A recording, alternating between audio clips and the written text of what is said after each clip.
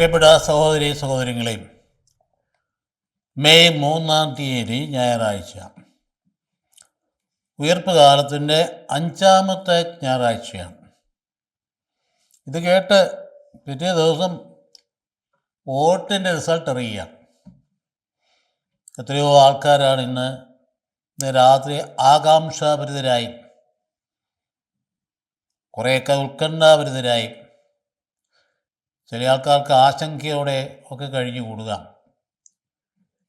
എന്തായാലും ശരി, ജനവിധിയല്ലേ, അത് ദൈവഹിതത്തിന് വിധേയമാകണമെന്ന മനസ്സുണ്ടെങ്കിൽ ജനവിധിക്കും നാം വിധേയനാകും. അതുകൊണ്ട് നമ്മുടെ മനസ്സുകളെ നിയന്ത്രിച്ച് നിർത്തുക അനിവാര്യമായ കാര്യം, ആരോഗ്യത്തെ ബാധിക്കുന്ന സംഗതിയാണ്. ഒരു മത്സരത്തിൽ സ്വാഭാവികമായിട്ട് വിജയവും പരാജയവും ഉണ്ടാകുമല്ലോ. കുറേയേറെ പേര് വിജയിക്കും, കുറേയേറെ പേര് പരാജയപ്പെടും. പരാജയത്തെ അടുത്ത ഘട്ടത്തിലേക്കുള്ള വിജയത്തിൻ്റെ ചവിട്ടുപടിയായിട്ട് കാണാൻ കഴിയുന്നതാണ് നല്ല വ്യക്തിത്വങ്ങളുടെ പ്രത്യേകത. അതുകൊണ്ട് പരാജയപ്പെട്ടു എന്ന് പോയതുകൊണ്ട് നിരാശപ്പെടേണ്ട കാര്യമൊന്നുമില്ല. അങ്ങനെയാണല്ലോ ഇവിടെ സാധാരണ രാഷ്ട്രീയക്കാർക്ക് അങ്ങനെ നിരാശ വരുന്നതായിട്ട് കണ്ടിട്ടില്ല. പരാജയപ്പെട്ടാലും അവരെന്തെങ്കിലുമൊക്കെ പറഞ്ഞു പിടിപ്പിച്ച് അവരെ ഉന്നത സ്ഥാനത്ത് നിന്ന നിലയിൽ നിൽക്കുക പതിവ് നല്ലത് തന്നെയാണ്. അല്ല, പരാജയപ്പെട്ടതുകൊണ്ട് പുറകോട്ടടിച്ചിട്ട് ഇനിമേൽ ഞാനൊന്നും ഒന്നിനുമില്ല, ഒരു കാര്യത്തിനും ഇല്ല എന്നൊക്കെ പറഞ്ഞ് പിൻവലിയുന്നത് അത് ഒരു നല്ല നേതൃത്വമല്ല. അതുകൊണ്ട് വിജയത്തോടു കൂടി അമിത ആഹ്ലാദം കാണിച്ചാൽ അത് അബദ്ധമാണ്, അപകടകരമാണ്.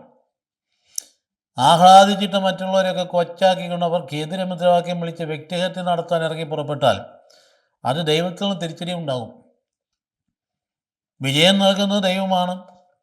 അപ്പം അതുകൊണ്ട് അത് ആ ബോധ്യത്തോടു കൂടി അല്പം വിനയപൂർവ്വം ആ വിജയത്തെ സ്വീകരിക്കുന്നതായിരിക്കും നിലനിൽപ്പിന് നല്ലത്, മുൻപോട്ടുള്ള ഗതിക്കും നല്ലത് തന്നെയാണ്. ഒരു അത്യാഹ്ലാദം അപകടം ചെയ്യും എന്നുള്ള കാര്യം കൂടി നമ്മൾ ഓർക്കുക. നന്മ ഭവിക്കട്ടെ എന്ന് ആശംസിക്കുന്നു. നാളെ തെരഞ്ഞെടുപ്പിലൂടെ വിജയിക്കുന്നവർക്ക് മുൻകൂട്ടി തന്നെ ആരായാലും ശരി അഭിനന്ദനങ്ങൾ നേരുന്നു. പരാജയപ്പെടുന്നവർക്ക് ഒരു തരത്തിലും നിരാശപ്പെടാതെ ധൈര്യമായിട്ട് പോകാൻ ദൈവം അനുഗ്രഹിക്കട്ടെ എന്ന് പ്രാർത്ഥിക്കുന്നു. പങ്കെടുക്കുകയും പരിശ്രമിക്കുകയും കഠിനമായിട്ട് അധ്വാനിക്കുകയും ചെയ്യുന്നതാണ് വിജയം. പരാജയപ്പെട്ടാലും ശരി, എന്തുമാത്രം എനർജി എക്സേർട്ട് ചെയ്തു, ഇതേറെ കഷ്ടപ്പെട്ടു, നമ്മുടെ കഴിവുകളെല്ലാം വിനിയോഗിച്ചോ, അതിനെന്തുമാത്രം ടീം വർക്ക് നടത്തി എന്നുള്ളത് പരിശോധിക്കുന്നത് നല്ലതാണ്. ആ ടീം വർക്ക് നടത്തുന്നതിലാണ് വിജയം ഇരിക്കുന്നത്. പരാജയമോ വിജയമോ എന്നുള്ളത് മറ്റൊരു കാര്യം. അതുകൊണ്ട് നമ്മൾ അധ്വാനിച്ചു, അതിലുണ്ടെങ്കിൽ അതിൽ തൃപ്തി നമുക്കുണ്ടാകേണ്ടതാണ്. ഇത്രമാത്രം എനിക്ക് ഭൂരിപക്ഷം കിട്ടേണ്ടതായിരുന്നു എന്ന് പറഞ്ഞു നമുക്ക് വെറുതെ ആക്ഷേപിക്കേണ്ട കാര്യമില്ല. അപ്പോൾ അതുകൊണ്ട് നാളത്തെ ദിനം ഒരു ശുഭദിനമായിരിക്കട്ടെ എന്ന് പ്രത്യേകം പ്രാർത്ഥിക്കുന്നു. ആര് ഭരിച്ചാലും ശരി, അല്പമൊക്കെ ധാർമ്മിക ചിന്ത ഉണ്ടെങ്കിലേ വിജയം ഭരിക്കാനും നിലനിൽക്കാനും പറ്റുകയുള്ളൊന്ന് ഓർമ്മ വേണം കേട്ടോ. ഞങ്ങൾക്കത് പറയാതിരിക്കാൻ പറ്റില്ല. ധാർമ്മികതയ്ക്ക് വിരുദ്ധമായിട്ട് പോയാൽ ഏത് പാർട്ടി ആയാലും ശരി അതെവിടെയും പൊട്ടിത്തകരും. അവിടെ ധാർമ്മികമായ മൂല്യങ്ങൾ അടിയുറച്ച് നിന്നുകൊണ്ട് നിയമങ്ങൾ ഉണ്ടാക്കുകയും അത് നടപ്പാക്കുകയും അത് ഭരണതലത്തിൽ ശ്രദ്ധിക്കുകയും ഒക്കെ ചെയ്തു കഴിഞ്ഞാൽ നല്ലൊരു കാര്യമാണ്. നമ്മുടെ ജനാധിപത്യ രാജ്യമാണ്. ജനാധിപത്യ രാജ്യത്തിൻ്റെ 3 തൂണുകളുണ്ടല്ലോ. വളരെ കൃത്യമായിട്ടും എക്സിക്യൂട്ടീവ്, നാളെ മന്ത്രിസഭ വരാൻ പോകുമ്പോൾ മന്ത്രിസഭ അങ്ങനെ എക്സിക്യൂട്ടീവ് എന്ന് പറയും. മുഖം നോക്കാതെ നീതി നിർവഹിക്കുന്ന വേദിയാകണം ആ മന്ത്രിസഭ എന്ന് പറയും. മന്ത്രിസഭയോട് ചേർന്ന് പോകുന്ന എക്സിക്യൂട്ടീവ് അംഗങ്ങളൊക്കെ ആ നീതി നിർവഹണത്തിലാണ് താല്പര്യമെങ്കിൽ എന്തൊരു ആന്തരിക ശക്തിയും സമാധാനവും ഉണ്ടാകും. ഒപ്പം തന്നെ പാവങ്ങളുടെ കരുണയാണ് നയിക്കുന്നതെങ്കിൽ എന്നേറെ ശ്രദ്ധയോട് മുമ്പോട്ട് കൊണ്ടുപോകും. അപ്പോൾ അതുപോലെ തന്നെ നിയമസഭ അസംബ്ലി എന്ന് പറയുന്ന നിയമം പാസ്സാക്കുന്ന വേദിയാണ്. മനുഷ്യനാവശ്യമായ നന്മയുടെ നിയമങ്ങളാണ് പാസ്സാക്കേണ്ടി, പ്രശ്നങ്ങൾ പരിഹരിക്കാൻ വേണ്ടി, വലിയ വലിയ തടസ്സങ്ങൾ വരുമ്പോൾ നീങ്ങിക്കിട്ടാൻ വേണ്ടി, കൂടുതൽ മെച്ചപ്പെട്ട രീതിയിലേക്ക് സംസ്ഥാനം പോകാൻ വേണ്ടി നല്ല നിയമങ്ങളാണ് പാലിക്കേണ്ടത്. അതിൻ്റെ നിയമവിദഗ്ധത മുമ്പോട്ട് വരേണ്ടതാണ്. അതുപോലെ തന്നെയാണ് നമ്മളെ താങ്ങി നിർത്തുന്ന നമ്മുടെ അഭയം കോടതിയാണല്ലോ. കോടതിയിൽ പോലും ഇങ്ങനെയുള്ള മുൻവിധിയുള്ള ആളുകൾ കയറിയാൽ അത് വലിയ അപകടമാണ്, ജനാധിപത്യത്തിന് ഭീഷണിയാണ്. കോടതിയിൽ വ്യാപരിക്കുന്ന ജഡ്ജിമാർക്കൊക്കെ നീതിനിഷ്ഠയോടുകൂടി കൃത്യമായി ദൈവഭയത്തോടെ കൈകാര്യം ചെയ്യേണ്ട വേദിയാണ്. അതുപോലെ തന്നെയാണ് എക്സിക്യൂട്ടീവ് രംഗത്ത് വരുന്ന പോലീസ് ഓഫീസർ, ഉന്നത നിലയിലുള്ളവരൊക്കെ. വസ്തുത ഇന്ന് പോലീസ് ഉദ്യോഗത്തിന് DGP-യിലുള്ളവരൊക്കെ തിരഞ്ഞെടുപ്പിൽ മത്സരിക്കുന്നു എന്ന് പറയുന്നത്, അത് കേട്ടത് അത് അത്ര സന്തോഷകരമായൊരു വാർത്തയായിരുന്നില്ല പലർക്കും. കാരണം ഇവർ പാർട്ടി പിടിച്ച് പോയി കഴിഞ്ഞപ്പോൾ അവർ നേരത്തെ ആയിരുന്നു ഇവരുടെ സമീപനം എന്തായിരുന്നു, ഇവർ കേസ് കഴിഞ്ഞപ്പോൾ എങ്ങനെയായിരുന്നു എന്നൊക്കെ മനുഷ്യൻ മുൻകൂട്ടി വിരിക്കുകയെ. എന്നിട്ടൊരു പാർട്ടിയുടെ ആളായിട്ട് ഇങ്ങനെ നടന്നേക്കുക. അതുപോയി ഇങ്ങനെ പോലീസിൻ്റെ തലപ്പത്തിരിക്കുന്ന ആളെ പോലീസ് പുല്ലാലോ എന്നൊക്കെ പറയുന്നതിൻ്റെ കൂട്ടത്തിൽ കൂടുക എന്ന് പറയാം. അത് എന്തൊരു വൈരുദ്ധ്യമാകും. പോടാ പുല്ലേ പോലീസ് എന്നൊക്കെ വിളിച്ചു പറയുന്ന ആരാ? DGP ആയിരുന്ന ആൾ. അപ്പോൾ അതുകൊണ്ട് അങ്ങനെയുള്ള നിലവാരത്തിലേക്ക് പോകുന്നത് അധപ്പതനമാണ്. അതൊട്ടും തന്നെ നല്ലതല്ല എന്ന് വിചാരിച്ചവരാരും രാഷ്ട്രീയ രംഗത്ത് പ്രവർത്തിക്കരുതെന്നുള്ള എൻ്റെ അർത്ഥം. അതിനകത്തൊരു മാന്യതയും നീതിബോധവും ഉണ്ടല്ലോ, അത് കീപ്പ് ചെയ്യാൻ എല്ലാവർക്കും സാധിക്കേണ്ടതാണ്. അതുപോലെ തന്നെ നിയമപാലകരും, അതുപോലെ തന്നെ നിയമസഭയിലെ ലെജിസ്ലേറ്റീവ് അംഗങ്ങളും, ഒപ്പം തന്നെ മറ്റ് കോടതി കൈകാര്യം ചെയ്യുന്ന ആൾക്കാരുമൊക്കെ സത്യസന്ധമായിട്ട് കാര്യങ്ങൾ നിർവഹിച്ചാൽ നമ്മുടെ രാജ്യം ഭംഗിയായിട്ട് പോകും. നമ്മുടെ വിഷയത്തിലേക്ക് നാം വരികയാണ്.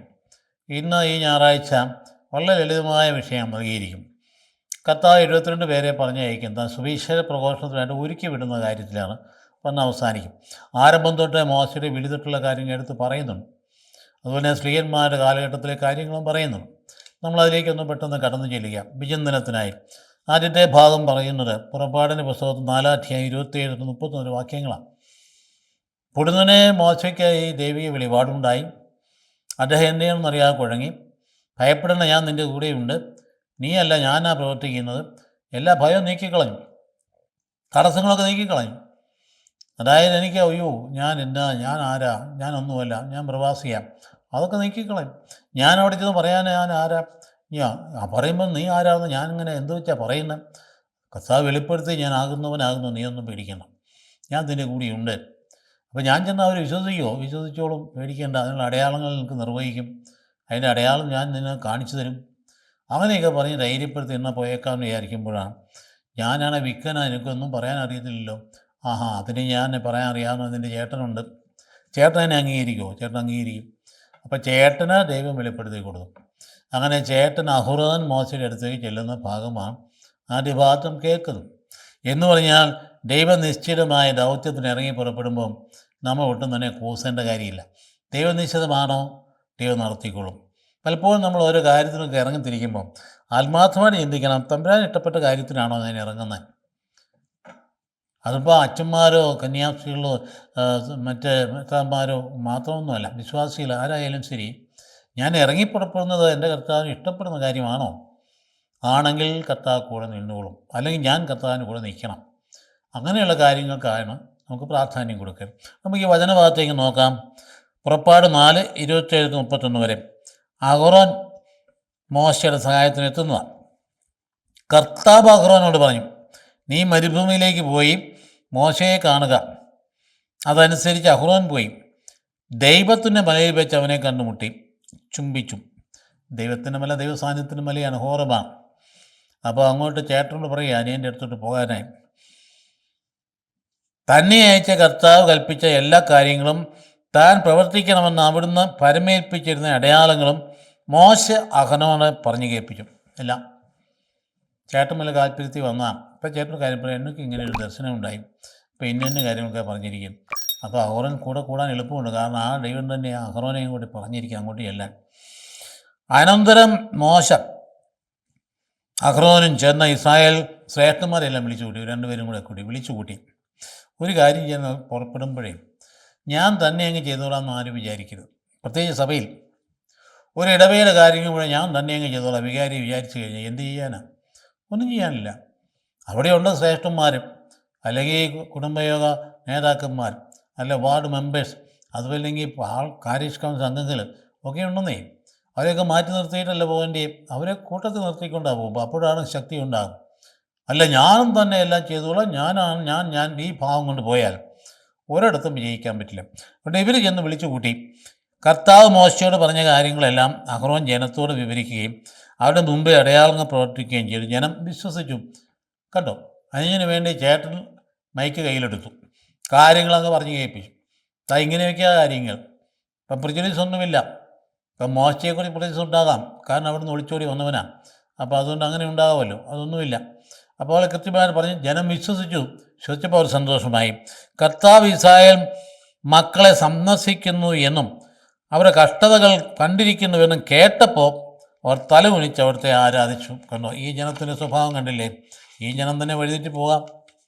അപ്പോൾ അതുകൊണ്ട് ആ ഒരു ആദ്യ ഭാഗം നമ്മൾ കാണുമ്പോൾ എത്ര ഘടകങ്ങൾ അതിനകത്തുള്ളത്. പ്രധാനപ്പെട്ട ഘടകം ദൈവം തന്നെയാണ്. ചെയ്യേണ്ട കാര്യങ്ങൾ ദൗത്യ വിമോചനമാണ്. വിമോചന പ്രക്രിയയ്ക്ക് കർത്താവിൻ്റെ കയ്യിൽ ഉപകരണങ്ങളാണ് മനുഷ്യർ. ഇതെല്ലാ കാലത്തും തുടരുന്നൊരു കാര്യമാണ്. ദൈവമാണ് വിമോചനം നൽകുന്നത്. നമ്മുടെ എല്ലാ ബന്ധനാവസ്ഥയിൽ നിന്നും മോചിപ്പിക്കുന്നത് കർത്താവ് തന്നെയാണ്. എന്തെല്ലാം തരത്തിൽ ബന്ധനങ്ങളാണ്. ആന്തരിക ബന്ധനങ്ങളുണ്ട്, ബാഹ്യ ബന്ധനങ്ങളുണ്ട്. നാം വ്യക്തികളൊക്കെ ആന്തരിക ബന്ധനങ്ങളിൽ പലപ്പോഴും ബന്ധപ്പെട്ട് കിടക്കും. നമ്മൾ ചിന്തിക്കുന്ന അപ്പുറത്തോട്ടൊരു ലോകമില്ലെന്നുള്ള ചിന്തിക്കാൻ തുടങ്ങിയാൽ അത് ബന്ധനമാണ്. അത് പൊട്ടിത്തെറിപ്പിച്ചിട്ട് മറ്റുള്ളവരെ കൂടെ കേൾക്കാനുള്ള മനസ്സുണ്ടെങ്കിൽ മാത്രമേ നമ്മുടെ വ്യക്തിത്വം സ്വതന്ത്രമാവുകയും മറ്റുള്ളവർക്ക് നന്മയുണ്ടാവുകയും ചെയ്യുള്ളൂ. ഞാൻ ചിന്തിക്കുന്ന അപ്പുറത്തോട്ടൊന്നുമില്ല, ഞാൻ തലപ്പത്തായിരിക്കുന്നത്, ഞാൻ പറഞ്ഞ് നിങ്ങളൊക്കെ കേട്ടോണം എന്നൊക്കെ തുടങ്ങിയിട്ടൊരു അധികാരി തുടങ്ങിക്കഴിഞ്ഞാൽ തകർന്ന് തരിപ്പണമാകുന്നുള്ളതല്ലാതെ ഒരു പ്രയോജനം ഉണ്ടാവില്ല. ആർക്കും ഒരു നന്മയും ഭവിക്കില്ല. അതുകൊണ്ട് ഇവിടെ പറയുന്നത് കണ്ടില്ലേ, ദൈവം ഫറവോയുടെ അവിടെ വേറെ സംഗതിയുണ്ട്. ഇത് പറയുന്നതിന് മുമ്പ് ഒരു കാര്യം പറയുന്നുണ്ട്. ദൈവം ഫറവോയുടെ ഹൃദയം കഠിനമാക്കിയെന്ന്. അതെങ്ങനെ മനസ്സിലാക്കും? മനസ്സിലാക്കാൻ വിഷമമുള്ള കാര്യങ്ങൾ വേദപുസ്തകത്തിൽ ഉണ്ടെന്നേ. എല്ലാവർക്കും മനസ്സിലാകില്ലെന്നേ. ഒരു വ്യാഖ്യാതാക്കൾക്കും പൂർണ്ണമായിട്ട് വ്യാഖ്യാനം കൊടുക്കാൻ പറ്റിയിട്ടില്ല. അതായത് ദൈവം ഫറവോയുടെ ഹൃദയം കഠിനമാക്കി എന്നൊക്കെ പറഞ്ഞ് പല പ്രാവശ്യം പറഞ്ഞിട്ടുണ്ട്. അപ്പോൾ അതുകൊണ്ട് ശക്തിയും മഹത്വവും ദൈവത്തിൻ്റെത് വെളിപ്പെടാൻ വേണ്ടിയിട്ടുള്ള ഒരു മാർഗ്ഗമാണ് അതെന്ന് പറയുന്ന വ്യാഖ്യാതാക്കളുണ്ട്. അതൊക്കെ വിശ്വസിക്കാൻ നമുക്ക് സാധിക്കുന്നില്ല. അപ്പോൾ എന്നാ ചെയ്യുന്നത്? ഇപ്പോൾ അതിൻ്റെ നമ്മൾ കർത്താവാണെങ്കിലും പറഞ്ഞിട്ടുണ്ട്. മർക്കോസിനെ 4:12 അവർ കണ്ടിട്ടും കാണാതിരിക്കുന്നതിനും കേട്ടിട്ടും കേൾക്കാതിരിക്കുന്നതിനും അങ്ങനെ മനസ്സ് തിരിഞ്ഞ് മോചനം പ്രാപിക്കാതിരിക്കുന്നതിനും വേണ്ടിയാണത്. എപ്പോഴാണ് ഉപമകളിലൂടെ നീ എന്നാ സംസാരിക്കുന്നത്? അവരോട് പറഞ്ഞപ്പോൾ അപ്പം കർത്താവിന് യജമാനെല്ലാം നേരെ പറഞ്ഞപ്പം ജനത്തോട് പറഞ്ഞ ഉപമകളിലൂടെ. അപ്പം അതെന്താണെന്ന് ചോദിച്ചപ്പോൾ പറഞ്ഞതാ. അതായത് അവർ കണ്ടിട്ടും കാണാതിരിക്കുന്നതിനും കേട്ടിട്ടും ഗ്രഹിക്കാതിരിക്കുന്നതിനും മനസ്സ് തിരിഞ്ഞ് മോചനം പ്രാപിക്കാതിരിക്കാൻ വേണ്ടി നമ്മൾ എങ്ങനെ വിശ്വസിക്കാൻ സാധിക്കുന്നത്? ഈശോ ഇങ്ങനെ പറയുമോ? അപ്പോൾ അതിനെക്കുറിച്ചുള്ള അപ്പസ്തോലൻ്റെ വിചാരം എന്നാ? അപ്പോൾ ഇത് രഹസ്യമാണ്, ദൈവിക രഹസ്യമാണ്. അതിനകത്ത് ദൈവത്തിൻ്റെ മഹത്വം പ്രകടമാണ്. എങ്ങനെയെന്ന് ചോദിക്കാൻ നമുക്കെന്താ അവകാശം? 9 റോമാക്കാർക്ക് ലേഖനത്തിൻ്റെ 19-20 വാക്യങ്ങൾ അദ്ദേഹം പറയുന്നത് കേട്ടോളുവിൻ. അതായത് ദൈവത്തോട് വാഗ്വാദം നടത്താൻ മനുഷ്യ നീ ആരാണ്? നമ്മളങ്ങോട്ട് ചോദിക്കുക, ഇതെന്താ കർത്താവ് ഇങ്ങനെ പറഞ്ഞെന്ന് ചോദിക്കുക. ഞാൻ ആരാണെന്നാണ് ഈ ചോദ്യത്തിൻ്റെ അർത്ഥം. നീ ആരാണ്? നീ എന്തിനാണ് എന്നെ ഈ വിധത്തിൽ സൃഷ്ടിച്ചതെന്ന് പാത്രം കൊശവനോട് ചോദിക്കുമോ? ഇതാണ് പൗലോസ്ലീഹായുടെ ഉത്തരം. എന്ന് പറഞ്ഞാൽ അതൊരു രഹസ്യമാണ്. അത് മുഴുവൻ ഉൾക്കൊള്ളാൻ നമുക്ക് പറ്റില്ല. എന്നാലും പലയിടത്തും പറഞ്ഞിട്ടുണ്ട്, ദൈവം മോശയുടെ ഹൃദയം കഠിനമാക്കി എന്നൊക്കെ പറയാം. യെശയ്യായുടെ പ്രവചനത്തിൽ തോന്നുന്നത് കണ്ടില്ലേ? അപ്പോൾ അതുകൊണ്ട് വളരെ കൃത്യമായിട്ട് ഇതിനകത്ത് ദൈവിക ഇടപെടൽ എന്ന് വേണമെങ്കിൽ പറയാൻ സാധിക്കും. അതുകൊണ്ട് അനുജനെ അംഗീകരിക്കുന്ന ഒരു ജ്യേഷ്ഠനെ ഇവിടെ കാണാം. പലപ്പോഴും ചില സാഹചര്യങ്ങളൊക്കെ അനിയന്മാരൊക്കെ അല്പം ഉന്നത സ്ഥാനത്തേക്ക് വരുമ്പം അസൂയോടുകൂടി ചേട്ടന്മാർ നോക്കി നിൽക്കരുത് കേട്ടോ.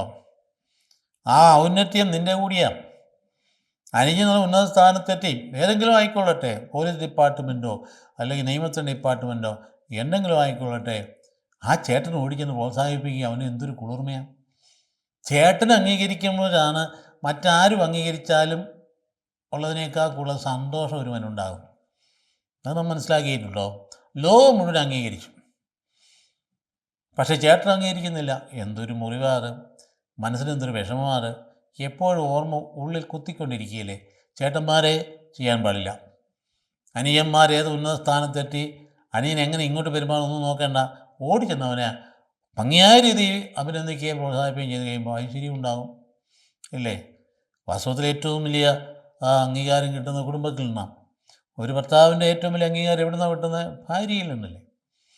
ലോകം മുഴുവൻ അംഗീകരിച്ചു, പക്ഷേ ഭാര്യ അംഗീകരിച്ചില്ലെങ്കിലോ രാത്രി ഉറക്കം വരുമോ? ഉറക്കം വരത്തില്ലല്ലോ. അപ്പോൾ അതുകൊണ്ട് ഇതൊക്കെ വളരെ ഗൗരവമുള്ള കാര്യങ്ങളാണ്. ഇവിടെ ജ്യേഷ്ഠൻ അനുജനെ അംഗീകരിക്കുന്നതും കാണും. വളരെ മനോഹരമായിട്ട് കണ്ടില്ലേ? കയനോവൽ പോലെയല്ല, നേരെ വിപരീതമാണ്. ഇവിടെ അനുജനെ അംഗീകരിക്കുന്ന, ഇവിടെ അസൂയയില്ല. കയൻ അസൂയ ഉണ്ടായാൽ പിന്നെ അതുകൊണ്ടാണ് കൊന്നുകളഞ്ഞത്. അപ്പോൾ ഇവിടെ അസൂയയില്ല. അപ്പം അത് നമുക്ക് അനുകരണീയമായ മാതൃകയാണ് അഹ്റോൻ ഇവിടെ കാണിക്കുക. അപ്പോൾ അതുകൊണ്ട് ഈസായ ജനമോ അവർ വിശ്വസിച്ചു. കാരണം അവർക്ക് വലിയ സന്തോഷമായി. അത്രയും പ്രതീക്ഷിച്ചില്ല മോശ. അവരങ്ങ് വിശ്വസിച്ചു. ഭയപ്പെടേണ്ട എന്നുള്ള രീതിയിൽ തന്നെയായിരുന്നു അവർ ആ പാടെ ഭയപ്പെട്ടായിരുന്നേ. അപ്പോൾ അതുകൊണ്ട് നേതൃത്വം എന്ന് പറയുന്നത് സ്വയം വിട്ടുകൊടുക്കാൻ തയ്യാറാകുമ്പോൾ ഉണ്ടാകുന്ന ദൈവികമായ നന്മയാണ്. നേതാവായിട്ട് അഭിനയിച്ചിട്ടൊന്നും കാര്യമില്ല, നേതാവ് നടിച്ചിട്ടും കാര്യമില്ല, നേതാവാന്ന് 10 പേര് ഒച്ച വെച്ചുകൊണ്ടും കാര്യമില്ല, നേതാവേ നമ്മൾ എടുത്ത് തോളയിൽ കൊണ്ട് നടന്നിട്ടും കാര്യമില്ല. ഇതുപോലെ ഏറ്റവും പ്രധാനപ്പെട്ട കാര്യം, അതായത് നമ്മ അങ്ങോട്ട് വിട്ടുകൊടുത്ത് കഴിയുമ്പോൾ ദൈവം എടുത്ത് കയ്യിലെടുത്ത് മുമ്പിൽ നിർത്തുമ്പോൾ അതാണ് നേതൃത്വം എന്ന് പറയും. ആ നേതൃത്വം തകർക്കാൻ ആർക്കും പറ്റില്ല, കാരണം അത് താങ്ങി നിർത്തിയിരിക്കുന്ന ദൈവം തന്നെയാണ്. നമ്മുടെ ജീവിതത്തിലേക്ക് ഇങ്ങനെയുള്ള കാര്യങ്ങളെക്കുറിച്ചുള്ള ചിന്തകൾ കടന്നു വരേണ്ടതാണ്. ഇപ്പോൾ നേതാവുണ്ട്, ചെറുപ്പക്കാരുടെ ഇടയിൽ ഒരുപാട് മത്സരങ്ങളുണ്ടല്ലോ, ഒരുപാട് മത്സരങ്ങൾ. രാഷ്ട്രീയ രംഗത്ത് നമ്മുടെ പിള്ളേർ വളർന്നു വരാത്ത ഈ സത്യം അറിയാൻ പാടില്ലാഞ്ഞിട്ടാണ്. നന്മ ചെയ്യാൻ ആഗ്രഹിക്കുമ്പോഴാണ് നേതൃത്വം വളരുക. നന്മ ചെയ്യാൻ ഇറങ്ങി പുറപ്പെട്ടെ അവിടെ നന്മ ചെയ്യുന്നതിന് ഉടനെ അത് കൊട്ടിക്കോടിച്ചുകൊണ്ട് നടക്കാം. നമ്മൾ പലപ്പോഴും പഞ്ചായത്ത് തലത്തിൽ പോലും ചെയ്യുന്ന എന്തെങ്കിലും കാര്യം സർക്കാർ അനുഭവിച്ചുള്ള 1 ലക്ഷം രൂപ ആയിപ്പോട്ടെ, 1 ലക്ഷം രൂപ അവിടെ വഴി ഉണ്ടാക്കാനായിട്ട് വിനിയോഗിച്ച് പോകണം. മുട്ടം ഫ്ലക്സ് കൊണ്ട് വച്ചിരിക്കുക ഈ പഞ്ചായത്ത് മെമ്പറിൻ്റെ. എന്ത് നാണക്കേടാ! ഈ 1 ലക്ഷം രൂപ ആരുടെയാണ്? നികുതിപ്പണമല്ലേ, നിൻ്റെ ഒന്നും അല്ലല്ലോ. അതുതന്നെ ഒരാളോ ഒരു കാലത്ത് ഇങ്ങനെ കേരളം മുഴുവൻ ഫ്ലക്സ് പിരിച്ചിരിക്കുന്നതാണ്. വലിയ കാര്യം. എന്ത് കാര്യം ചെയ്തിരിക്കുന്നത്? സർക്കാർ കൊടുക്കുന്ന പണം നീ കൊടുക്കുന്ന നികുതിയുടെ പണമാണ്. അതിലൊന്നും അതൊന്നും നല്ല നേതൃത്വത്തിൻ്റെ വഴിയല്ലത്. മനുഷ്യൻ ധരിച്ചു വെച്ചിരിക്കുക. ഫ്ലക്സുകളെല്ലാം കൂടി നിരന്ന് കഴിയുമ്പോഴത്തേക്കും എല്ലാവരും കേമമായിട്ട് വിചാരിക്കും. നേരെ തിരിച്ചാ. ഫ്ലക്സും വേണ്ട, ബാനറും വേണ്ടെന്നും പറഞ്ഞ് നടന്ന ഒരു നേതാവിനെ നമുക്ക് കണ്ടല്ലോ കഴിഞ്ഞ തെരഞ്ഞെടുപ്പിന്. നോക്കിക്കോ ഇലക്ഷൻ്റെ റിസൾട്ട് വരുമ്പോൾ എങ്ങനെ ഇരിക്കും. അപ്പോൾ വ്യത്യസ്തങ്ങളായ രീതിയിൽ ചിന്തിക്കാൻ കഴിയിട്ട് മാറ്റങ്ങൾ വരുത്താൻ പറ്റണം. അതുകൊണ്ട് മനുഷ്യൻ്റെ മുമ്പിൽ നമ്മൾ പ്രൊജക്റ്റ് ചെയ്ത് ബോധപൂർവമായിട്ട് നമ്മൾ അടിച്ചേൽപ്പിക്കുന്ന നല്ല നേതൃത്വം അകമേ നിന്ന് വരുന്നതാണ്, നമ്മുടെ സ്വഭാവത്തിൽ നിന്ന് വരുന്നതാണ്, നമ്മൾ ചെയ്യുന്ന നന്മ പ്രവർത്തനങ്ങൾ കണ്ട് മനുഷ്യനെ അംഗീകരിക്കുന്നതാണ്, നിൻ്റെ ഹൃദയത്തിൽ നിന്ന് വരുന്നതാണ്. ഇല്ലേ? നമുക്ക് തന്നെ അറിയാം. ചില നേതൃത്വത്തിൽ കണ്ടില്ലേ 18 മണിക്കൂറൊക്കെ ഒറ്റ നിപ്പിൽ നിന്നുകൊണ്ട് പാവങ്ങളെ സൃഷ്ടിച്ചുകൊണ്ടിരിക്കുന്ന അധികാരി ഉണ്ടായിരുന്ന നാടല്ലേ ഇത്? ഇല്ലേ? 18 മണിക്കൂർ ഒരു ഗ്ലാസ് വെള്ളം മാത്രം കുടിച്ചുകൊണ്ട് നിൽക്കുകയല്ലേ. അതിൻ്റെ നന്മ ചെയ്യുന്നതിൽ. അതുകൊണ്ട് എന്താ സംഭവിക്കുന്നത്? മരിച്ചു പോയാലും ശരി ആ ഓർമ്മ മനുഷ്യന് വിട്ടുപോകില്ല, കബറെടുത്ത് നാളോട്ട് ഒഴിയുകയുമില്ല. അപ്പോൾ ഈ കാര്യങ്ങൾ നമുക്ക് പഠിക്കേണ്ട കാര്യം. രണ്ടാമത്തെ വായനയിലേക്ക് വരുമ്പോൾ തോബിയാസിൻ്റെ പുസ്തകത്തിനുള്ള 5-ാം അധ്യായം 1 തൊട്ട് 10 വരെ വാക്യങ്ങളാണ്. അതായത് സംഭവം നമുക്കറിയാമല്ലോ. തോബിയാസ് എന്ന് പറയുന്ന ആളാരാണ്? ബാബിലോൺ അടിമത്ത കാലത്ത് നാട് കടത്തപ്പെട്ട ഒരാളാണ്, ദൈവഭക്തനാണ്. ഇതിൻ്റെ പുത്രനാ തോബിത്ത് എന്ന് പറയുന്നയാൾ. ഇദ്ദേഹം നന്മ പ്രവർത്തിക്കുന്നതിന് മുമ്പ് നിന്നിരുന്നയാളാണ്. അന്ന് ഈ യുദ്ധത്തിലൂടെയൊക്കെ ഒരുപാട് മൃതശരീരങ്ങൾ വഴി കിടക്കുമായിരുന്നു. അദ്ദേഹം അത് സഹിക്കത്തില്ല. അദ്ദേഹം പോയി രാത്രി പാതിരാക്കാലം പോയി അത് ചെയ്ത് ബഹുമാനപൂർവ്വം മറവ് ചെയ്യുമായിരുന്നു. അപ്പോൾ ശത്രുവിൻ്റേതാണെങ്കിൽ മറവ് ചെയ്യുന്നതിന് ഈ രാജഭാഗത്തു നിന്ന് അല്ലെങ്കിൽ അതിൻ്റെ സൈന്യഭാഗത്തു നിന്ന് എതിർപ്പ് വരും. അങ്ങനെയൊക്കെ ഉണ്ട് അന്നത്തെ കാലഘട്ടങ്ങളിൽ. അപ്പോൾ ഇദ്ദേഹം ഒരിക്കലും എന്നാ ചെയ്തേ, അദ്ദേഹം ചെന്ന് അദ്ദേഹം ഭക്ഷണം കഴിച്ചുകൊണ്ടിരിക്കുമ്പം നല്ല കുടുംബം, നല്ല ഭാര്യ, നല്ല പുത്രൻ, നല്ലതായിട്ട് ഭക്ഷണം കഴിച്ചുകൊണ്ടിരിക്കുമ്പോൾ മകൻ വന്നു, അതേ ഇവിടെ ഇന്നടത്ത് ഒരു മൃതശരീരം കിടക്കണം. ഭക്ഷണം അവിടെ വെച്ചിട്ട് അതേപടി ഓടി പുള്ളി അവിടെ ചെന്ന് രാത്രി അധ്വാനിച്ച് കുഴിയെല്ലാം കുത്തി ആരും കാണാതെ മൃതശരീരം ആദരവോടുകൂടി അടക്കി. ഒരു മനുഷ്യൻ്റെ ജീവിതത്തിൽ കിട്ടാവുന്ന ഏറ്റവും വലിയ ബഹുമാനം നല്ല മൃതസംസ്കാരമാണ്.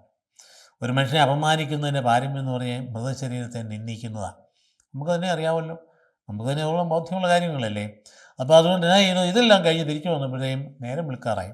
അദ്ദേഹം എന്ത് ചെയ്തു, പിന്നെ അപ്പോൾ ചെടിയും അശുദ്ധമായതുകൊണ്ട് കുളിക്കാൻ നേരം കിട്ടാൻ ഉറക്കം വന്ന് തൂങ്ങിയുണ്ട് പുള്ളിയെ ഭിത്തിയോട് ചേർന്ന് അവിടെ കിടന്ന് ഉറങ്ങി. ഉറങ്ങുമ്പോൾ എന്ത് ചെയ്തു, മുകളിൽ നിന്ന് എന്തോ കുരുവികളുടെ അതിൻ്റെ കാഷ്ടം വന്ന് രണ്ട് കണ്ണിലും വീണ് കണ്ണങ്ങ് പോയി, കണ്ണിൻ പൊട്ടിപ്പോയി, അന്ധനായി. നേരം നന്മ ചെയ്യാൻ പോയവന് കിട്ടിയപ്പോഴത്തേക്കും അന്ധനായിപ്പോയി. ആലോചിച്ച് നോക്കിയേ.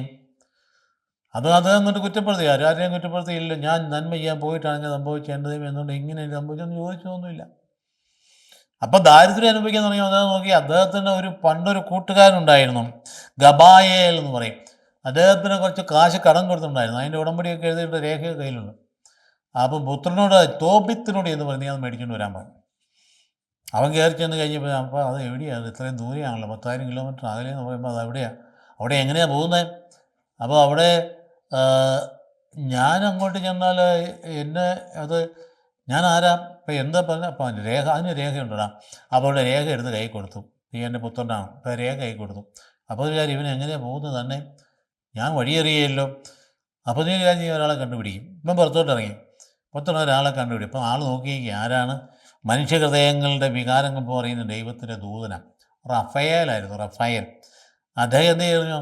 അനനിയാസിൻ്റെ പേരിൽ, അനനീസ് എന്ന് പറയുമ്പോൾ ദൈവം കാരണവാനെന്നാണ്, എന്നാൽ അവൻ്റെ മകനായ അസറിയാസ് എന്നും പറയാം എന്ന് പറഞ്ഞാണ് അദ്ദേഹം അവിടെ നിൽക്കുന്നത്. എനിക്കറിയാം വീട്, ഈ ആളിനെ എനിക്കറിയാം, ഞാൻ കൂടെ കൊണ്ടുപോകാം. ഒന്നാ അപ്പനോട് പറയട്ടെ എന്ന് പറഞ്ഞ് ഓടിക്കുന്നത് അപ്പൻ്റെ അടുത്ത് ചെന്നു. അപ്പനോട് എന്ന് പറയാം. അപ്പനോട് ചെന്ന് പറഞ്ഞു. അപ്പം പറഞ്ഞ് ആളിനെ ഇങ്ങോട്ട് വിളിച്ചുകൊണ്ട് പോകാം. ഞാൻ അവൻ ഏത് ഗോത്രത്തിൽപ്പെട്ടാണെന്നാണ്. കണ്ടോ അപ്പൻ്റെ ഒരു പര്യാകുലത കണ്ടോ? എൻ്റെ മകനെ പറഞ്ഞയക്കുന്ന കൂട്ടുകാരൻ ആരാണ്? നമ്മുടെ മാതാപിതാക്കൾ ചിന്തിക്കാറുണ്ടോ? നമ്മുടെ കുട്ടികളുടെ കൂട്ടുകാരാരാന്ന് ചിന്തിക്കുന്ന അപ്പനമ്മമാർ എത്ര പേരുണ്ട്? അല്ലെങ്കിൽ നല്ല കൂട്ടുകാർ വേണം എൻ്റെ മക്കൾ ചിന്തിക്കുന്നവർ എത്ര പേരുണ്ട്? ഇവിടെ വെച്ച് അത് പരിശീലിപ്പിച്ചാൽ അവർ നാട്ടിന് പുറത്ത് പോകുമ്പോഴും അങ്ങനെ ആയിരിക്കും. നല്ലവരാണ് കൂട്ടുകാരെ തിരഞ്ഞെടുക്കേണ്ടത്. അല്ലെങ്കിൽ നമ്മുടെ കൊച്ചൻ പോയി എന്ന് വിചാരിച്ചാൽ മതി. നിൻ്റെ കൂട്ടുകാരൻ ആരാണ് എന്ന് നീ പറയുക.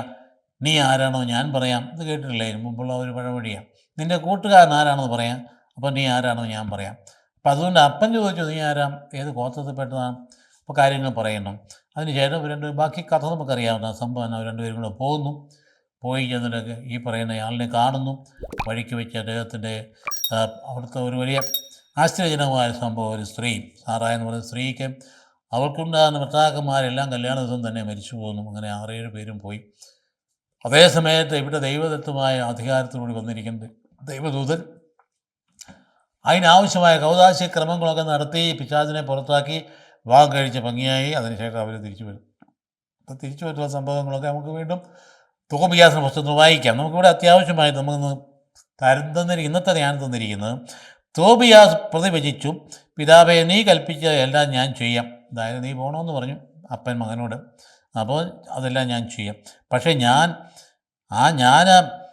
അറിയാത്ത സ്ഥിതിക്ക്, ഞാൻ ആ മനുഷ്യനെ അറിയാത്ത സ്ഥിതിക്ക് എങ്ങനെ ആ പണം കിട്ടും? അപ്പോൾ തോബിത്ത് മകൻ്റെ കയ്യിൽ രേഖ കൊടുത്തുകൊണ്ട് പറഞ്ഞു, നിന്നോടുകൂടെ ചേരാൻ ഒരുവനെ കണ്ടുപിടിക്കുക. അപ്പോൾ രേഖയുണ്ടപ്പോൾ തെളിവുണ്ടല്ലോ. ജീവിച്ചിരിക്കുന്നിടത്തോളം കാലം ഞാൻ അവന് കൂലി കൊടുത്തു വിടാൻ, പോയി ആ പണം വാങ്ങിക്കൊണ്ട് വാ. അപ്പം അതുകൊണ്ട് നീ ഒരാളെ കണ്ടുപിടിച്ചാൽ മതി. ഈ രേഖ കാണിക്കുകയും ചെയ്യാം. തോബിയാസ് ഒരാളെ അന്വേഷിച്ച് റഫായേലിനെ കണ്ടുമുട്ടി. റഫായേൽ എന്ന് പറഞ്ഞാൽ വാസ്തവത്തിൽ ദൈവദൂതനാണെന്ന് അവൻ അറിയുന്നില്ല. റഫായേൽ എന്ന് പറഞ്ഞാൽ ദൈവം സുഖപ്പെടുത്തുന്നതാണ്. നമ്മുടെ മേജർ ആർച്ച് ബിഷപ്പിൻ്റെ പേരാണ് റഫായേൽ. അവനൊരു ദൈവദൂതനായിരുന്നു. എന്നാൽ തോബിത്ത് അത് മനസ്സിലാക്കിയില്ല. അവൻ ചോദിച്ചു, ഈ മേരിയായിലെ റാഗസിലേക്ക് എന്നോടുകൂടെ പോരാമോ? ആ പ്രദേശം നിനക്ക് പരിചയമുണ്ട്. ദൂതൻ മറുപടി നൽകി, ഞാൻ നിന്നോടുകൂടെ പോരാം, എനിക്ക് വഴി നല്ല പരിചയമുണ്ട്. മാത്രമല്ല നമ്മുടെ സഹോദരൻ ഗബായേലിനോട് ഒന്നിച്ച് ഞാൻ താമസിച്ചിട്ടുണ്ട്. അതുകൊണ്ടാണ് ദൈവം ഹൃദയവിചാരങ്ങളെ മനസ്സിലാക്കുന്നതാണ്. മനുഷ്യൻ്റെ ആവശ്യം എന്തെന്ന് അറിയാം. ഈ ദൈവദൂതന് ഇവൻ്റെ ആവശ്യം അറിയാം, അവൻ്റെ പോകേണ്ട ആളിനെക്കുറിച്ചും അറിയാം, അവൻ്റെ കൂടെ താമസിച്ചിട്ടുണ്ട്, വഴിയും അറിയാം. ധൈര്യപ്പെടുകയും തോബിയാസ് പറഞ്ഞു, ഇവിടെ നിൽക്കുമോ, ഞാൻ എൻ്റെ പിതാവിനോട് പറഞ്ഞിട്ട് വരാം. ദൂതൻ പറഞ്ഞു, പോയി പറയുക, താമസിക്കരുത്.